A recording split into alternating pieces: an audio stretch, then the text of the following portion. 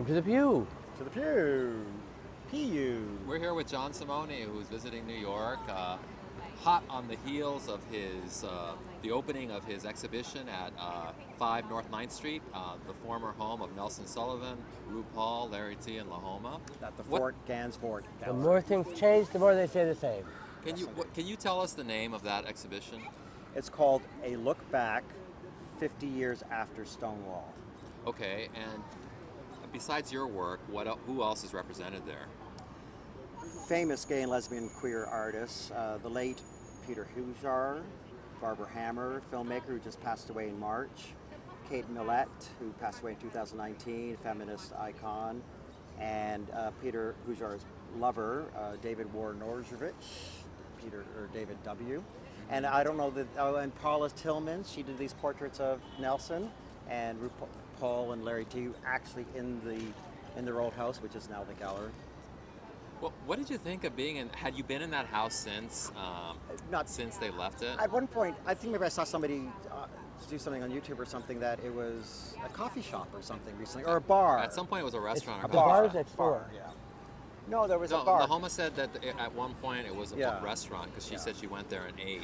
Yeah, well, there was a restaurant next door. Was it Pastis next door?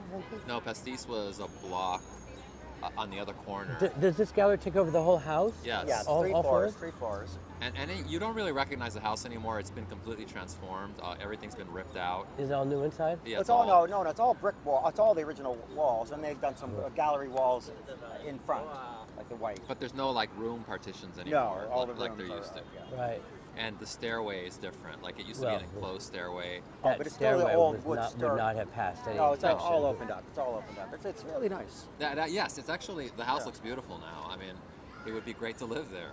Yeah. Now, I mean, it was like great to live there back open- then. I mean, I was always so jealous. It was so concept. homey. It was very homey. There was always something in like a baking, very decrepit kind of way. Yeah, but the Munsters, the Addams family. Like, very Munsters. Yeah, including with, like, cobwebs and dust on dust everywhere. Yeah.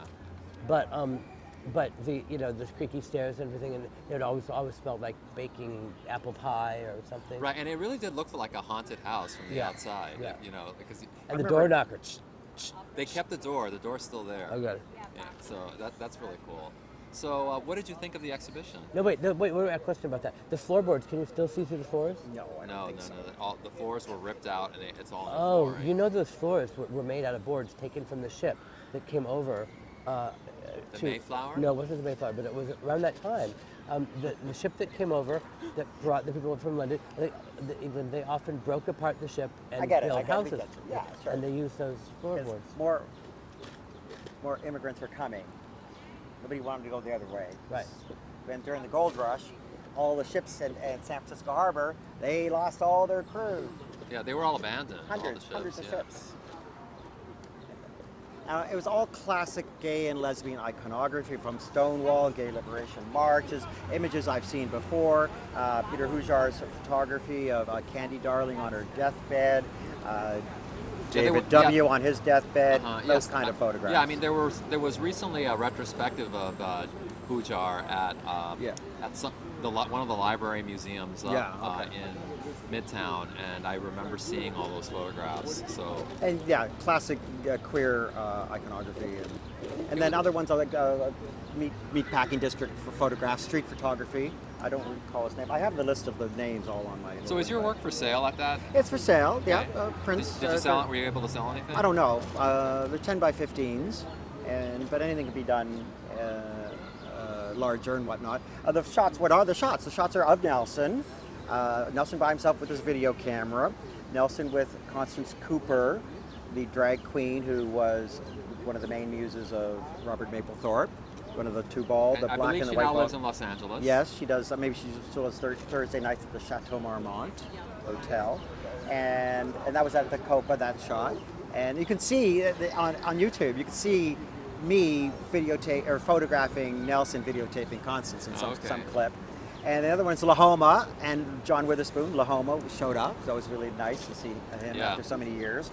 And then Michael Musto and Nelson from Michael's birthday party at the El Morocco. Yeah, I hadn't seen Lahoma in years. Looking beautiful. He's so handsome. He looks very healthy. Yeah. That's why she hadn't seen anybody until Lahoma. How long does the show last? It's open till August 10th. So 5 9th Yeah, I want to Avenue. see it before. So if you're visiting New York, before that, definitely check out Fort Gansevoort, the original home of Larry T. Lahoma and RuPaul. You can see John's work. You can see a lot of beautiful photographs there of legendary people. And you can get a flavor of, what this house was, and, try to history. summon the auras there. Nelson Sullivan lived there. His roommates were RuPaul, Larry T., Lahoma. Lady Bunny sometimes crashed in the wig closet. And then RuPaul's boyfriend Trade, Frederick Rogers. And Judy LaGrange sometimes would crash there. Judy LaGrange showed up, came, Will Brent. Were the Peak Sisters there? Who? The Peak Sisters? I don't know who the Peak Sisters are. You don't know the singing Peak Sisters? I left in 1990, Michael. Everything else after No, that they were was before trash. 1990. They were with Fun Tone. Après Louis Oh, I don't know. Deluge. Sorry. But you want to see my work. Last year, I finally, after 30 years, scanned 4,000 pictures from my archive, restored thousands of them, and I've posted 2,200 on my website. So you don't have to come to New York or to Fort Gansevoort to actually buy one of John's images. You can go to his website, which is JohnSimonePhotography.com. JohnSimone. And featuring my RuPaul. Queen of Mean. No, she's not mean. Evolution of an icon. My she's not mean. Presentation I did in Toronto at the New Rose Queer Arts Festival a couple years ago, and at DragCon 2 years ago, and DragCon last month, 2 months ago in LA. So we have these. I'm offering. These are multiples, 11 by 17. It's more gender fuck because they're multiples. They're $20 each, or all 9 of them for $75 US. It's funny. I look at these pictures and trying to imagine in my mind your imagination that she isn't mean, and I'm looking at them as if she's a nice person, and they're completely different pictures now. Well, I would say I don't think she's mean. I didn't think she was mean in the past, and I don't think she's mean in the present. And I'll give you even an example of why I don't think she's mean in the present. Love. Everybody say love. Oh yeah. This is outside MK Club. Give me an example. Well, like last year or 2 years ago, my husband, who loves RuPaul, wanted to take his photograph with RuPaul. And that is something that could be very obnoxious to a celebrity, like people constantly asking if they could take you're not pictures. going to use At that DragCon, as at an DragCon. example. No, not even at DragCon, like at a hotel, that we were at a party there, like World of Wonder was having a party. Ernie. So I asked Ru, can my husband take a photo? You asked Ru. And said yes or no. He Of course. said yes. You're an old friend. He was very gracious about it. Exactly. He wasn't like You're not going to let that trick fool you. But RuPaul knows her roots. She used to do $150 gigs for me at MK Club. I call this RuPaul with pots and pans in the MK kitchen. She did her House of Love in 1990 for Marlon Della Ungaro Extravaganza's Club Kid birthday party. The House of Extravaganza showed up. We have to talk about Marlon. Yeah. Oh, Marlon. What, He just what, died I want to last get back year. to He she just knows died her last roots. year. What do you mean she knows her roots? She remembers the fact that she used to go-go dance for $75 when I used to hire her to go to dance, and everybody else. Go dance. Where? Oh, why do you have to be such a bitch? I'm curious. At MK. At MK. No, You just said know. MK. No, remember my homo hop at Chaos? I hired her to go dance the first week. It's interesting because you know what I'm going to say, right? Okay. No, I don't know what you're going This to is say. remember Vincent Minervini's artwork at the Red Zone. You probably produced. The New York Post article. It's when she was wearing her bindi, and here this is way before she went to the School of Tucking. Yeah. Oh, that was it. We're still doing it. Okay, look at that. She forgot to tuck. Woo, woo. She knows her roots. And this is her new book is called Guru. Well, she has roots there too, because there she is. Her Indira Gandhi. Her Indira Gandhi. Yes. Yes. So we're going to take a break, and we'll be right back with John Simone and more photographs. Hey. And now a word from our sponsor.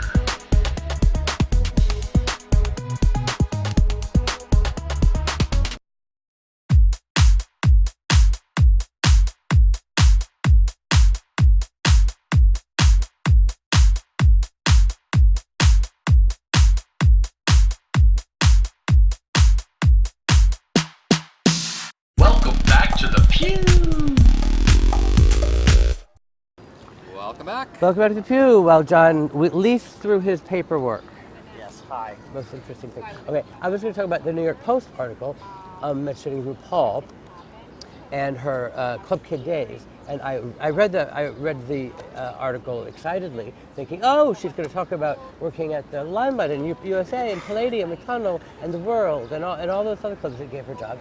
And she said, she said in the Suzanne article Barsh gave her her that start. she thanked, Suzanne Barsh. Yeah, she thanked Suzanne Barsh, and she thanked all the about Pyramid Suzanne Club Barsh. for supporting her during all that time. They were the only ones who believed in her. So Okay, she you're remembers still her bitter. roots. We understand that, Michael. Remembers her But roots. we love you. Okay. So That means Limelight, Tunnel, USA, Palladium, World. another thing I was presenting at, thank you, dear. Another thing I was presenting at DragCon, when I was my RuPaul's, were photo collages. So this one would be, who's that? Those are mostly club people. Constance Cooper. Look at this, please. Again, Marcus Leatherdale with Crises, International Crises. Your girlfriend, Julie Jules, it's girl of the 90s. Do it Do it that way. I can't see what I'm doing then. Lipsinka and Sister Dimension. Yeah, that's Keith Haring. Keith Haring with That's DJ Jibo. The It Twins. The It Twins. Chicklet with Lady Bunny. Lady Bunny. These are all my iconic I don't know who this photographs. one is. That's Phoebe Legere, the Phoebe performance Legere. artist. Yeah. And I enjoy doing these she sang the collages song. because She you sang can the create song like like a Living in a contrasting Bubble. images. And this is more the celebrity one. So we have Jane County and Bianca. That was published in Details. Sinead O'Connor, published in Details. And Divine's last Cher. New York performance. That's a fake Cher, so it's all celebrities except for Cher. Bowie and Joan Jett, that was published in Details. Different Liza was in Details. And then Nina. And Lee Bowery with Nicola Clayton, his wife. And 80s New York nightlife. Good times. Thank you, yeah. And then I did I did two RuPaul collages too, and then the color. So we have here, this is a Halloween drag queen at Private Eyes. Lee Chappell, I think. No, it's a Halloween drag queen at Private Eyes, and some trashy whore. Oh, that's St. James, and Kenny. When did you start doing nightlife photography? Oh yeah, that's a good question. And Michael Musto and Perfidia and Sister Mention. Okay, I moved to. That's a great story. It's all on my website. I've got this great interview coming out in Older magazine out of Barcelona, an international magazine in English. I'm familiar with it. They did a feature on Tina Paul a couple of years ago, so they're doing one on me. I was recently in that magazine also. Okay, good. Yeah. Numero? Oh yeah. Oda in Barcelona. Yeah, a lot of the 8 of the black and white shots I just showed, probably some of them will be in there. So I moved to New York on March 187 to pursue acting because I have a BA in theater from the University of Toronto. Okay. And I had a gig in Toronto the last year and a half of university selling Polaroids in the big clubs in Toronto. And the CN Tower and the big disco, the Disco Sparkles and the CN Tower in Toronto. And then one of the clubs, the Diamond Club, was owned by Pat Kenny, who owned the Village Gate and Kenny's Castaways in the Village, and the Cat Club and the Bitter End, and Kenny, all these different. He owned like a different genre club, like the blues, the jazz. But not at the same time. No, yeah, at the same time. What is that? What does it get these questions from? It was an empire. It was an empire. He controlled all these many clubs, total? 5 or 6, I don't know. And I think he was in partnership with Art DeLugoff in the Village Gate. Anyway, because the Diamond Club was the Village Gate, blah, blah, blah. So I met him, and I said, can I do this Polaroid gig down in New York at your Cat Club? He said, sure. I didn't tell the manager of the Cat Club I was coming down, so I literally showed up, called him up. I was living right around the corner here at 31st and Madison in the Roger Williams Hotel. Okay. It's like an SRO hotel. Right. And I only worked at the Cat Club for like 2 weeks because all like metal poser, metal Right, I remember. hairband posers, and they're not going to pay for a Polaroid. So I went around, and Howie Montag at the Tunnel Club said, go talk to Gene Danino at the 1018 with the Roxy. And he said, yeah, what's in it for me? So in 2 years, I gave Gene Danino a kickback of about $15,000 on my Polaroid business. I worked 2 nights, a Friday, Saturday for like 4 hours, and Wednesday, the Hot 97, 93 would have all the bands. So in 2.5 nights, I'd make like $1,000 profit after my kickback and after repaying for my film. So I, to always buying film. So then, at about 6 months in, That's very enterprising. yes, yeah. What did you do with all that money? Well, I was paying rent, and I bought my film and developing and cabs and custom Like, prints. if All you the photos I gave if to you, and you never recall- paid me. If you recall, being a photographer in the 80s It's is very expensive. expensive. Yeah. My lab was just over here in Park Avenue South, Yossi and Maxime at Cam Photo. And I must Right, have, these days it's very easy to be a photographer Yeah. because everything's digital, but like back then it was I super invested expensive. $25,000-$30,000 in all my film and developing and blah, blah, blah.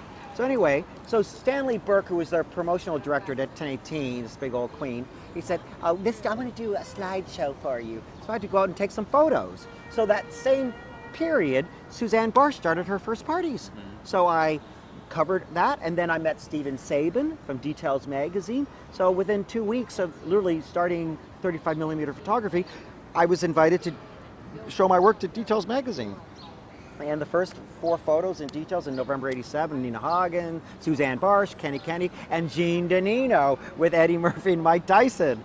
Because Mike Tyson would always come to the 1018, and the girls would line up for $5, $6 Polaroids with him. He was always great. Did he hit him a kickback? He didn't hit me, no. Oh, did you have to give him a kickback? No, he was the world heavyweight champion at the moment, at the time.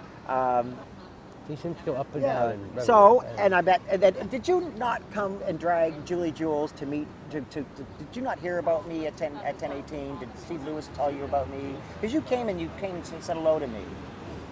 And I remember going to a party that La Dolce Vita party that James threw at the tunnel. Nobody showed up except for like 10 of us, and I got all those photos. And that was then, and I started, getting involved with you. And I think Julie was the one who told me because She she knew- wanted your stuff for Project X.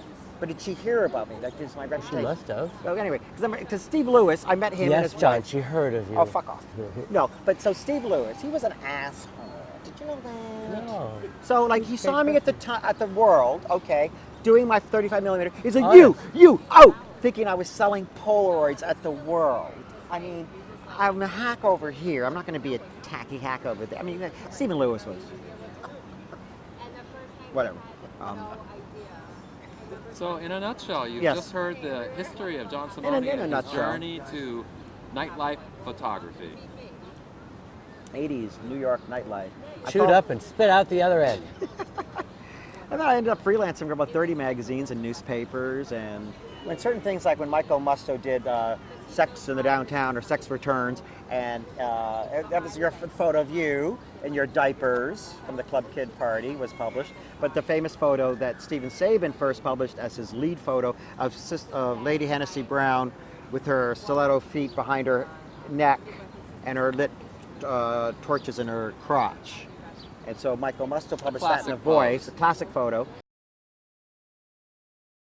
To, No, I don't do blowjob photographs. What do I look like? Anyway. tie basket. No, and then Remember that picture? then Penthouse called me, and Der The Spiegel Voice. and Munich Evening Post. They all wanted that Nancy Zipkin photo. All right, well, Yeah. thank you for joining us. You're welcome, thank you. We're going to have John for a couple of episodes, so stay tuned for the next one. Thanks for watching.